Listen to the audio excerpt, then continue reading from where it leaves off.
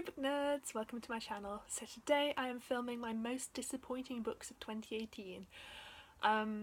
This is one of like a series of videos that I'm doing to sum up 2018, and I said this already in my worst of 2018 video, but basically this is kind of, I found it really hard to distinguish between the worst books and the most disappointing books. So this is more so than the surprising best list. This is like an extension of the worst list, effectively. But yeah, so this is like the lowest rated books that I read this year that I expected to really like, for various reasons. So, and I mentioned this in my favourites list, but this is not going to be a round number, unfortunately, because I tried to make it 10, didn't work. I tried to cut it down to 5, didn't want to do that, so I think there's like 8 or 9, maybe 7, who knows, we'll find out together. So yeah, these are my most disappointing books of 2018. Disclaimer, I'm sorry if any of these are your favourites. If they are, I would actually like to hear about why they are, because I love discussing books and it's okay to have different opinions, so I would love to know why you liked these books so much. It might give me a new perspective on them. So without any further ado, let's start the list. So this book I'm going to talk about was a big one this year. I think it's actually made the Goodreads top thrillers of 2018 list, and this is The Woman in the Window by AJ Finn. I was so torn on this book, and I did rate it like 2.5 in the end, I believe, because it's got fantastic writing. I would love to read more from this author. It was kind of engaging, certainly in the start, but unfortunately there were just so many elements that I disliked that ultimately it was really disappointing for me. It was one of the first thrillers I read this year as well, and it didn't set a great precedent, but anyway. So this is about a woman who is housebound. She is agoraphobic, and I believe she's also an alcoholic, and she looks out her window one day and she sees a murder of a woman across the street. She reports it, but then the guy who she saw murder this woman is like, that woman never existed, and the woman he murdered was meant to be his wife, and then he shows up with another woman who he says is his wife, and yeah, things kind of develop from there. So the first reason I didn't like this is it's too long. It's like 400 and something pages, which is a bit long for a thriller, and I don't think it had enough in it to justify its length, so it dragged a little bit for me. Second reason I didn't like it is I felt like one of the twists was really obvious, so I'm gonna spoil it now. I'm gonna put my hand up. When my hand goes down, it's safe to continue watching if you don't want this book spoiled for you. So my hand is up. Basically what it is that, so the woman who the main character sees gets murdered comes over to her house before she gets murdered and says, "Hi, I'm this guy's wife. It's nice to meet you." She goes off, gets murdered by the guy, and then the guy shows up with another woman and he's like, "Oh, this woman is my wife. You must be mistaken. This other woman never existed." The first thing the main character does, is try to prove that the new woman is not this guy's wife, and she finds out that the new woman is this guy's wife. So she then spends the rest of the novel also trying to prove that this woman is not this guy's wife, instead of the obvious solution for me, which is that the first woman she met who said she was his wife was lying, and that just never occurs to the main character, and that's meant to be a twist near the end of the book, that it turned out the first woman wasn't his wife at all. And I just think that's really obvious. Like, I don't understand how you couldn't work that out if you've got two women both claiming to be this guy's wife, and one of them says she is and is proven to be his wife, then the other one clearly is lying. So anyway, that annoyed me. And the final twist at the end as well was just kind of bog standard thriller. It didn't really shock me, it didn't really engage me enough. I'm gonna put my hand down now. But yeah, so The Woman in the Window, it's a really bad example of a thriller for me, and I'm kind of slightly annoyed that, not annoyed, but I wish that it wasn't as raved and talked about as it was, because there's so much better thrillers out there. The next book I'm going to talk about is another one that I think a lot of people love, and that's probably going to be true of most of these books because that's kind of partly why they were so disappointing, but this is The Wicker by Ancrum. I really wanted to read this because it's about two teenage boys, and one of them has vivid hallucinations of this fictional world, and the other one is kind of in love with the guy who has the vivid hallucinations, and that love is so strong that he starts believing in the hallucinations as well. And it's got this whole dark thing going on. It's like that movie with Nicole Kidman, which I can't remember the name of, but I'll link down below. But it's like that, it's about the two teenage girls who have that fictional world and then they end up killing someone because of it. It's kind of got vibes of that, but it does absolutely nothing with the concept original. I didn't find the characters interesting at all, and it's written in this really weird style that I hate, where it's kind of dreamlike, but it means that nothing actually happens in the entire thing. It's just like poetic descriptions, and it's basically really pretty writing with no substance to it. Having said that, a lot of people do enjoy this book, so if you do enjoy that type of writing and the plot sounds like it appeals to you, you might have a better time with it than I did, but I just thought it was really dull and a waste of an interesting concept. The next book I want to talk about is Beasts Made of Night by Tochi Onyebuchi. I really wanted to like this book. I read it during the Fall Into Fantasy Readathon, and I read two amazing fantasies before it, Forest of a Thousand Lanterns and Girls Made of Paper and Fire. But this one was just so dull. I honestly almost stopped reading it about 5 times, and I've read the Goodreads reviews since, and a lot of people just stopped reading it because it's not greatly written. The main character isn't interesting. The basic concept sounds interesting, but it doesn't do anything with it. I should probably talk about what the basic concept actually is. So it's a fantasy set in a world where sins take the form of these monsters, and then there are these people called sin eaters who kill the monsters and then literally swallow the sin, and then that sin becomes a tattoo on the person's body.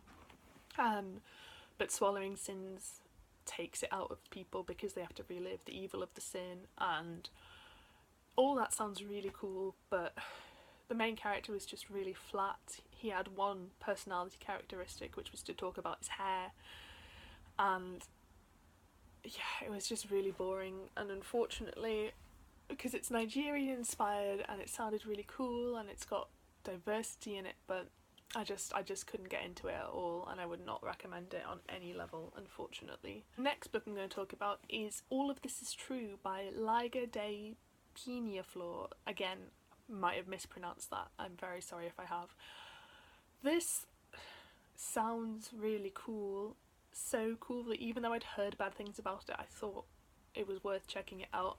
So this is about a group of teenagers who meet a famous author, and then something happens that we don't know what it is, and then that author turns their lives into a story and profits off it. And it's kind of told in 3 ways. So you get the actual characters telling their story, you get extracts from the book that the author has written, and then you get, I'm not even sure, I can't even remember what the third thing is, but I know there's like 3 ways that the story is told. The problem is that it's the same story, so unfortunately, unlike, say, if this story by the author revealed elements that weren't being told by the main characters, that would be interesting. But instead you get the exact same elements told again, and then again, and then again. And it's just so boring. It's really long. Doesn't deserve to be called a thriller because there's basically nothing interesting that happens in this. There was one good plot twist, and that was an interesting concept. But the way that the story was told to get to that point was so disappointing, and it's just an absolute mess of a story. It's not, unfortunately, it's not really got anything else of merit in it, and I think it's such a shame because I had really high hopes, and it sounds so cool when you say it's like so meta, but it just does not execute it well at all. In a similar vein, the next book I'm going to talk about is First We Were Four by Alexander Sirowy. Definitely pronounced that wrong. This is a young adult thriller, and it's about a group of teenagers who, there's like this rock that they used to play around or something, and then a dead body gets found on that rock, and they kind of start their own cult. I don't really remember any details beyond that. There's like some weird romance stuff that happens, but it has the same problem with the Wicker King, where it's told in this really weird writing style that I dislike, where it's very poetic but nothing actually happens in it. And the characters were similarly odd. They didn't act like people. The story was just kind of weird, and not interesting weird, just odd plot decisions being made. Yeah, I really wanted to like this book, and I've got a lot by this author on my TBR that I'm now unsure about reading, because it was core elements of the writing style that I disliked, and I feel like that's going to be a consistent thing throughout all of her books. But yeah, it just didn't live up to the cool sounding story, and I found it really hard to connect with the characters. The penultimate book I'm going to talk about is The Chalk Man by C.J. Tudor. This came out in January. It was kind of talked about for a bit and then kind of slid off the radar, and it's not hard to see why. This is a thriller, and it is about a group of kids who would leave messages to each other using chalkmen symbols, and then a body gets discovered that is marked with the chalkmen symbols. I don't know if, I think it happens again in the present day as well, because I know it's set in the past and the present vaguely, I believe. My main issue with this, it's not badly written at all, and it's a decent story, but it steals or takes inspiration from Stephen King's It so much that it was really distracting to read. Like, it's about a group of boys, and there's like 5 of them, and then there's one girl, and she's a redhead and she's beautiful, and all the boys are in love with her, and all the boys have the same personality stereotypes as in Stephen King's It, but they're all much flatter and less engaging. And again, the ending, I could kind of see it coming, and it does make sense, more sense than some of these, but it just wasn't very satisfactory. And it's a shame, because it sounded really cool and I loved the cover and everything, and yeah, it's just, if you've read Stephen King's It, you might as well have read this book, even though they've got very different plots, because they've just got the same spirit and everything's a little bit too similar. And the final book I want to talk about I actually have in physical form, and it is The Creeper Man by Kurtagich. This is called And Then the Trees Crept in America, I believe, but I've got the British version. This looks, I mean, that cover alone is fantastic, and the description is great. It's just really short. I'm just going to read it quickly. There's a man in the trees, a man with no eyes, but still he watches, that's the surprise. Stay away from the woods, it couldn't be clearer, but the trees are creeping nearer and nearer. Beware the creeper man. It sounds great, it's a horror, my favourite genre pretty much, and inside is so disappointing. It's just, I can see why it was changed to And Then the Trees Crept In, because it's not about the creeper man at all, it is about the trees. And the ending is actually pretty interesting as a story, but the whole book is really confusing. It's told in a dreamy way. Scenes just happen and then aren't remarked upon. Things jump around a bit, but it's not engaging enough for you to be intrigued by all this. It's just kind of a, okay, well, they're never going to talk about that again, so I'll just stop caring about it until the end where it's revealed what's going on. The people didn't act like real people. It was just a whole mess of a book, and really difficult to kind of work out what you were meant to be feeling or thinking. And yeah, like I said, the ending had an interesting resolution and explanation for everything, but it wasn't enough to justify the whole book, and I'm pretty sure I was fairly bored throughout reading it as well, and it's not a long book at all. Again, I've got a lot by this author on my TBR list, and I'm less excited about reading them now because I feel like they're going to be the same writing style, and it's not for me. So yes, that is all of my most disappointing books of 2018. I'm so sorry if I mentioned one of your favourites. Like I said, if you did like any of these, I would love to know why, because it'd be interesting to start that discussion. If you also read them and hated them, or if you've got them on your TBR and you like the sound of them, do let me know, because I'd like to hear more opinions about the books anyway. And it'd be nice if some people did agree with me, particularly about the popular ones.